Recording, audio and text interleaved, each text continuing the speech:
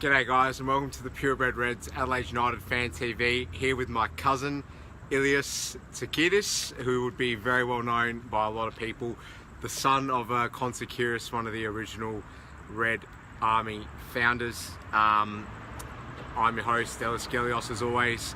Bit of a different backdrop. We're actually outside AMF bowling, bit of a family catch-up, and would you agree with me, Ilia, that that was probably the high point of tonight? Yeah, definitely. So we've pretty much just decided at the last minute to go bowling as a family, extended family and all, pretty well after what was a shockingly bad performance by Adelaide United tonight, losing 2-0 to Sydney FC in what was really, I'd say, the third game on the bounce that we were pretty poor in, I'd say. Now, where do we begin? Firstly, really poor first half. Just didn't look interested. No one really looked interested. Best chance of the half for us fell towards George Blackwood, whose chip didn't quite make it over the line. It was headed out by Alex Wilkinson in the end, and that was pretty much as good as it got from our point of view. Second half had more of the ball, but not really, didn't really create anything substantial, and then Sydney end up winning the game quite comfortably with a goal right towards the end there, winning 2-0 in the end. Now, first of all, if you've got any comments or questions that you'd like us to address, please do feel free to comment and we will address them. Just put your comment in the thread and we'll get straight back to you. Now, here's my fallout and how I feel about it all. Firstly, why is there so much inactivity at Adelaide United at the moment? We've got no idea what's happening with Marco Kurz's contract. We keep hearing, the club want to eventually hold some talks with him. Well, when's that happening? Sorry about the audio there. When's that happening? We've got no idea. There's a story that came out about the fact that we were looking at signing a centre back from the NPL who's playing at Adelaide Comets, a Spanish centre back. How the hell has that not happened? We can't even manage to sign someone from the NPL, and as you now know, we are extremely thin defensively, so questions have to be asked, and it's not good enough, really. I don't see the club getting on the front foot to address any important questions, and yet there we are putting in a performance like that. Now, it's sadly for us very, very likely that we'll drop out of the top 4 after tonight. Wellington, I think they play next weekend because it's a split round, but Melbourne City are at home to Perth, so they're in a fantastic position to jump us by winning this weekend. And here we are now, just, third week in a row, poor performance. Weren't at the races last week in a really dour draw against the Jets. Lost the week before that against the Wanderers 3-1 at home. And here we are, not even putting up a fight against a Sydney FC side that rested players. What are we doing this season? Have the players checked out already? Just that first half to me didn't feel like we were really, there to accomplish anything. Like we were there because of the free travel and free hotel. I want to bring Ilia into it. Mate, what were your thoughts after the last 3 performances? Where are you sort of at with the whole momentum issue and the fact that we're just clearly not as good as Perth and Melbourne this season, and Sydney FC as we've seen tonight. So what are we really playing for right now? Well, I don't think there is much momentum at this club at all anymore. Obviously, 2 points in the last 4 games, I think it is. For a top 4 supposedly side, just not good enough. Yep. I think tonight's performance was not down to Marco Kurz. Definitely, I don't think so. How many players have we played out of position tonight? There was your 2 centre backs in Vince Leah and Michael Moroney, who was playing centre back, and then you have Geordie Thomason on the right wing. I think he was playing. We'll get into him in a second. Yeah. The uni student. Now, here's my issue. I'm gonna open the floor and question Ante Kovacevic. I've never liked the work he's done. It all goes back from the title-winning season. We lost Steph Mork, and he replaced Steph Mork with Jesse Macarunas. Now, we're in this position now where half the squad's uncontracted going into next season. We've got no idea what Marco Kurz is doing. Let's face it, he's probably going. At what point is this inactivity going to stop, where it feels like we go out, play awfully like we have done tonight, and then the club's just silent for another week, just hope maybe the result in 7 days' time will be better. In this case, it'll be after the international break that we play again next weekend. I've really got to ask questions. It's not good enough. And at what point are we going to have this fiasco with Kurz cleared up and some kind of clarification with where we're at with players? It feels to me like it's Groundhog Day every week, because these players have no reason to really excel if they know that their manager could well not be there next season, and therefore they might be off. A lot of them might be drawn purely into playing with Kurz, and so if he's not at the club next season, what reason have they got to really pull a finger out between now and the end of the year? There's something starting to really stink at this football club, and I just think questions need to be asked. There's a small minority of people on the Red Army forum who are not really getting stuck into the team at the moment, and they're sort of trying to take the piss a little bit with fans that are asking legitimate questions. I'm not going to name who those people are, but I just feel like, if there are fans out there that want to vent and want to know a bit more about what's actually going on behind the scenes, then just let them. Don't take the piss. I don't see how that's productive whatsoever. Now, Geordie Thomason, we needed a striker to be brought in January, Ilia, and this is what we got. How much of the blame for looking quite toothless up forward do you need to attribute to him? Yeah, well, I think we have a curse. I think we have a curse in that position, don't we? Our last couple, I don't think we've had a proper out-and-out striker since Brucey Jitte, Sergio Van Dijk days. I think we've had just a string of bad luck going forward in that number 9 position in Baba Diawara. The lack of strikers, not having one at one point. I think Sergio Guardiola, who's absolutely ripping it up in Spain now, but couldn't seem to hit a barn door in the A-League. And now you have... Just for those fans that aren't aware,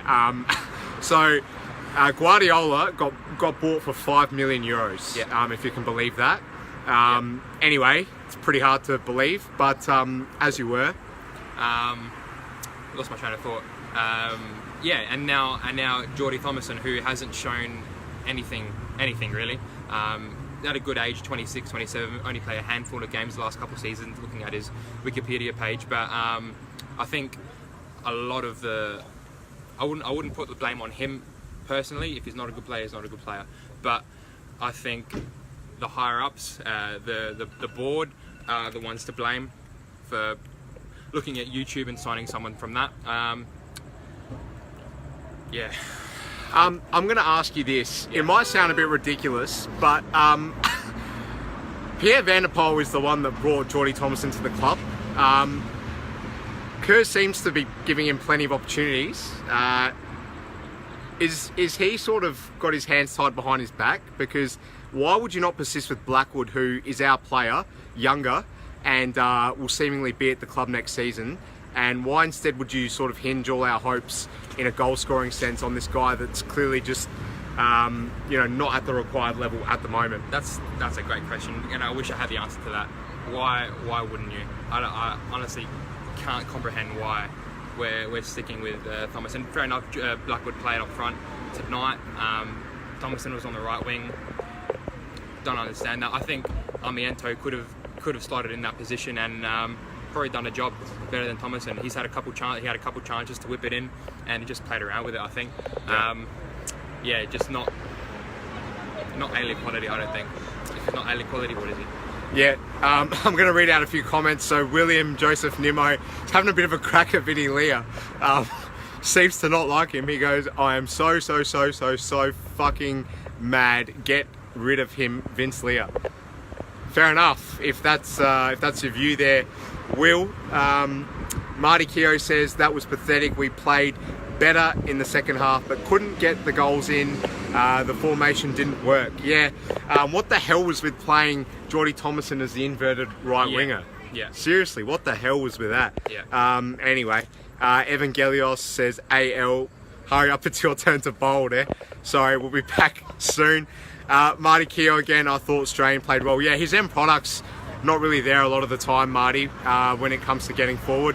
I feel he did get on the end of that opportunity where Mirko Boland got plenty of space on the edge of the box and decided to square it to Strainey instead, and he shot and it went real wide. But in terms of his energy and his defensive qualities, yeah, no issues at all with Strainey, and you know, he's really becoming the kind of player that we might be able to offload and get quite a decent amount of compensation for in 1 or 2 years if his trajectory continues to rise.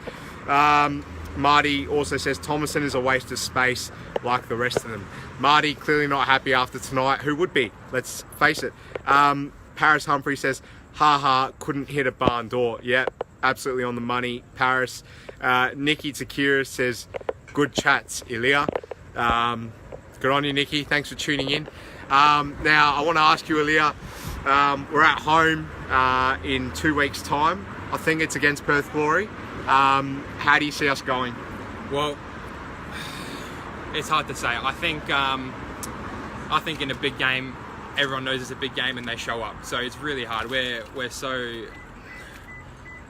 up and down with that. We'll turn it up against Victory and then almost lose it to Central Coast. You know, so you just don't know. You just don't know until the first whistle starts. Yeah. So we've basically, we've got about 5 games left. Do you see any possibility at least making a decent push for fourth place? Obviously, one game can change it all. We're in a dump now, obviously, but like you said, that game against Perth, if we win that convincingly at home, anything can happen. Then everything changes. Everything changes. Is Kurz going to be there for you next season? I think he will be. Really? I think he will be. What makes you think that? Just a gut feeling, really. Nothing he's said or nothing that's happened to make me feel. I feel like he's not finished yet. What changes do you make going into the next game? Do you persist with that formation? Pretty weird one tonight. Do you think Nathan Kostadopoulos should stay in the starting 11 after how he played tonight? What are your thoughts?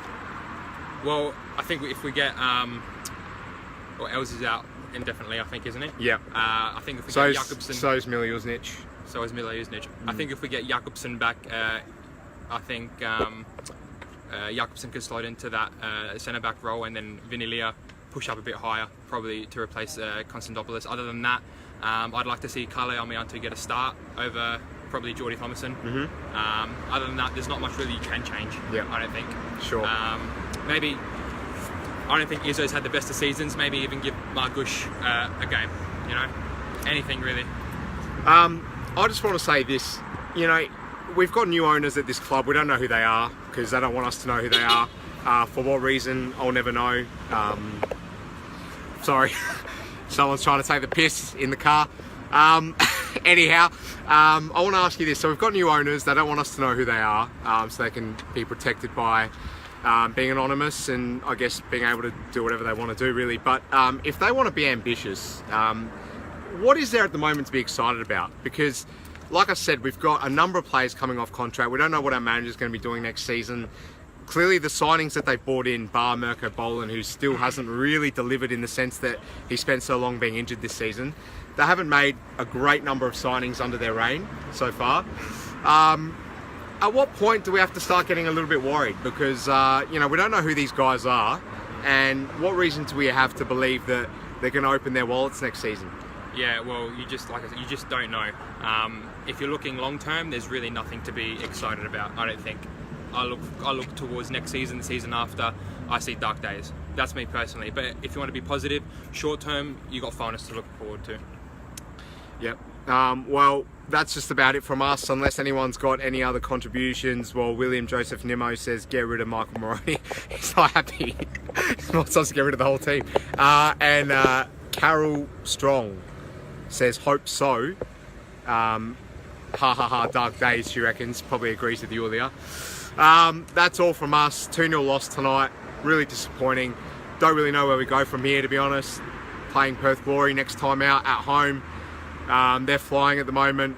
Doesn't look like they're going to really relinquish an opportunity to finish first by resting anyone. So it looks like we're going to be in for a tough day next time out at Cooper Stadium in about 2 weeks' time. Carol Strong says Kerrs to stay. I agree. Yeah, well, interesting. I don't see what reason he's going to have to stay. I think he'll probably end up at Western Melbourne or back in Germany or something. Anyway, that's it from us. Disappointing stuff tonight from Adelaide United.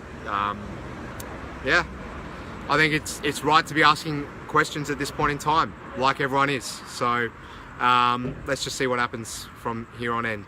Disappointing tonight. Has the team checked out already? I'll leave it to you guys. Thanks a lot for tuning in. I'll be with Cassandra Trepietti on Sunday night to film a show that will be released Monday.